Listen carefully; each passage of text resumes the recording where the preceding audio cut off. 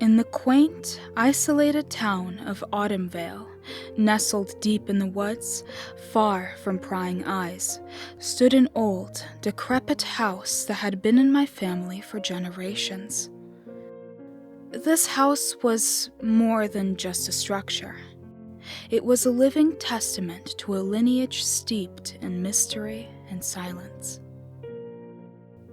To the untrained eye, it was just another relic of bygone days, its crumbling facade and sagging roof a mere curiosity for passing hikers. But to me, it was the keeper of my darkest secrets, a silent witness to unspeakable acts.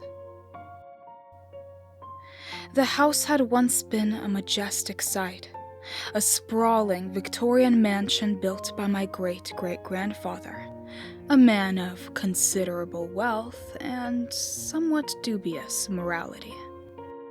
Its walls were thick and imposing, designed to withstand the harshest elements, or perhaps to conceal the secrets within. The exterior, once painted a cheerful yellow, had long since faded to a sickly, mottled gray, the paint peeling in long, curling strips. The windows, tall and narrow, were clouded with grime, their wooden frames rotting and splintered. Ivy and moss crept up the walls, choking the life from the ancient stones and adding to the air of neglect and decay. Inside, the house was a labyrinth of shadowy corridors and cavernous rooms, filled with relics from its halcyon days. The grand foyer, with its sweeping staircase and ornate chandelier, had long since lost its luster. The chandelier's crystals were coated in thick dust, and the staircase's banister was sticky with the residue of years of humidity and neglect. The wallpaper, once vibrant with intricate patterns, now hung in tattered strips, revealing the bare, splintered wood beneath. Dust lay thick on every surface, undisturbed by human touch for years, and the floorboards groaned underfoot, their protests echoing through the silent halls. The air inside was thick and oppressive, and there was a miasma of mildew and decay that clung to my skin and filled my lungs with each breath. The scent was a constant reminder of the house's age and the secrets it held. Every creak and groan seemed amplified in the silence, each sound a ghostly reminder of the house's sinister history. The true heart of the house, though, lay beneath it. Hidden behind a heavy oak door that was always locked, the entrance to the cellar was a place I avoided unless absolutely necessary. The cellar was a place of perpetual darkness, where the cold seemed to seep into your very bones, and the silence itself was a living, breathing entity. At the far end, concealed behind a stack of forgotten crates and cobweb-covered shelves, was the well. This ancient construct, with its stone walls slick with moss and moisture, was a gaping maw that exuded a chill unlike anything else. It was a seemingly bottomless pit that had swallowed my darkest deeds without a trace. The well was not just a physical presence, however. It was a constant source of fear and dread, a silent sentry that watched over me my entire life. In the quiet moments of the night, when the wind whispered through the trees and the house settled with ghostly creaks, I could hear it calling to me. The whispers of my past, the voices of those I had sent to its depths, echoed in my mind, driving me to the brink of madness. The well was both my confessor and my judge, its dark influence ever present, a reminder of the darkness that lurked within me. Over the years, the house became my prison, the well my tormentor. I would wander its halls, haunted by memories of the lives I'd taken, each room a reminder of the irreversible choices I had made. My old, decrepit house, far from being a mere relic of bygone days, was a living, breathing entity, its decaying walls and shadowy corners home to the darkest chapters of my life.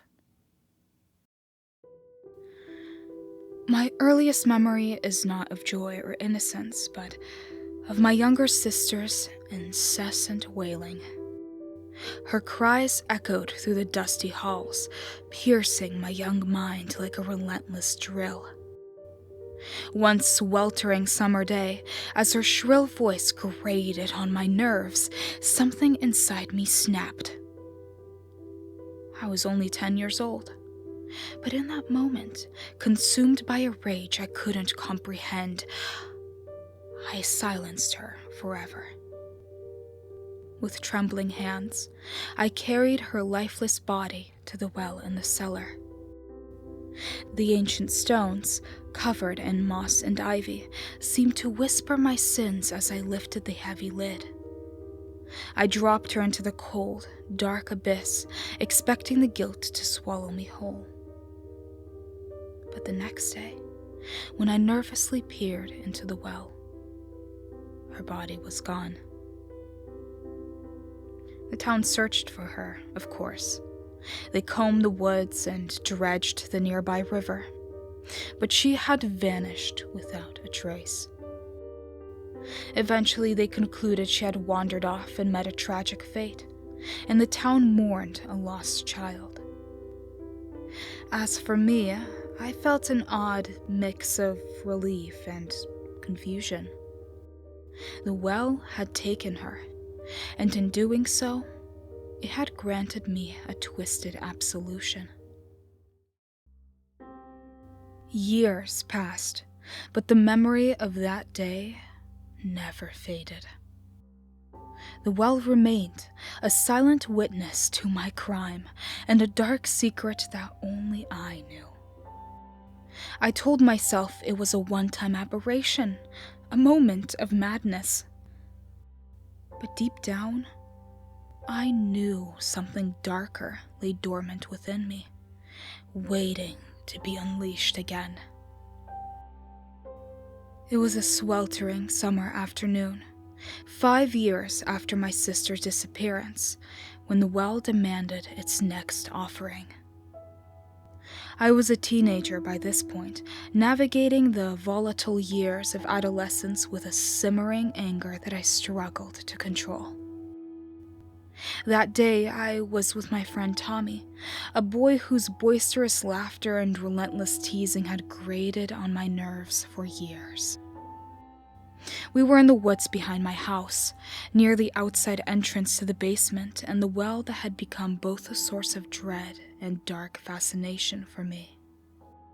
The sun beat down on us, the heat amplifying every irritation. We were playing a game that quickly turned into a heated argument. Tommy mocked me, pushing all the wrong buttons, and before I knew it, the world around me turned red.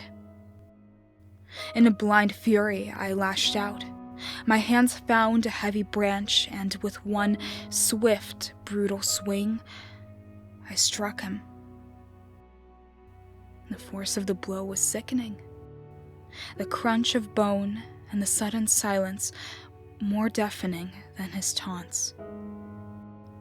Tommy crumpled to the ground, his body limp and lifeless. Panic surged through me, but alongside it was the cold, calculating part of my mind that now took over. I knew what I had to do. My hands shook as I dragged his body into the basement and over to the well, the same well that had swallowed my sister all those years ago. The stone rim felt like the edge of an abyss, the darkness below an all-consuming void. With a final, desperate heave, I pushed Tommy's body into the well.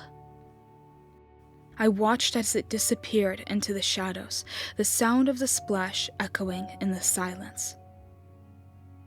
I backed away, my heart pounding in my chest, the weight of my actions pressing down on me. I spent the night in a restless, feverish sleep, haunted by visions of Tommy's lifeless eyes. The next morning, driven by a morbid curiosity and a sliver of hope, I returned to the well. As I peered into its depths, my breath caught in my throat. Tommy's body was gone. The well had taken him, just as it had taken my sister. The ground around the well was undisturbed, and there was no trace of the horror that had transpired the day before. A strange sense of relief washed over me. The well had once again erased my sin, concealing my darkest deed. But with that relief came a chilling realization. The well's power was real, and it was now a part of me, a dark shadow that would follow me for the rest of my life. The years rolled by, and I grew into adulthood with the well's dark secret ever present in the back of my mind. Life moved on. I finished school, found a job, and even tried to lead a normal life. But the well's shadow never left me. I knew its terrible power, and a part of me feared that one day I might need to use it again. One fateful night, 10 years after young Tommy's disappearance, I found myself at a local bar, drowning my sorrows in a sea of alcohol. I met Rachel, a beautiful but equally inebriated woman. We bonded over our mutual loneliness and spent the night together. A few weeks later, she called me with news that shattered my fragile sense of normalcy. She was pregnant. Panic set in. I wasn't ready for the responsibility of fatherhood, and Rachel was adamant about keeping the baby. The fear of being trapped in a life I didn't want started to consume me, and in a moment of drunken despair, I decided to solve the problem the only way I knew how. I lured her to the woods, near the basement entrance to the well, and ended her life with a cold, calculated precision that terrified me. The next morning, her body, like all the others, was gone, swallowed by the well's insatiable darkness. Years turned into decades, and the well's secret remained hidden. 15 years later, I found myself in the corporate world, working under a boss who was a tyrant. He made my life miserable, his constant belittling and impossible demands driving me to the brink. One day, after yet another humiliating public dressing down, something inside me snapped. I followed him home, confronting him in the parking lot of his apartment complex. The rage that had been simmering for years erupted, and I attacked him, my hands finding a steel pipe left carelessly in the shadows. The deed was done quickly, almost too easily. I transported his body to the well, my heart pounding with a mix of fear and anticipation. As always, the next day, his body had vanished, and I was free from his torment. It was now 20 years after my sister's death, and the well had claimed 4 lives. More importantly, each time it had erased my sins, allowing me to carry on with my life as though nothing had happened. But the darkness within me grew with each act, and I became increasingly isolated, haunted by the faces of those I had sacrificed to the well. Then came the day my mother, now elderly and frail, became too much for me to handle. She had been my one faithful companion all these years, the one who had shared our home without sharing the burden of my dark secrets. She'd always been surprisingly strong for a woman her size, able to perform tasks you would never expect from such a demure frame. But now she needed constant care, and the cost of putting her in a home was more than I was willing to pay. The solution seemed clear. A twisted logic driven by years of getting away with murder. One night, I slipped into her room and ended her suffering. This time, as I dragged her to the well, a strange sense of unease settled over me. The familiar process felt somehow different, and I was tainted by a deeper, more personal guilt. I pushed her body into the well and walked away, expecting the well to do what it had always done.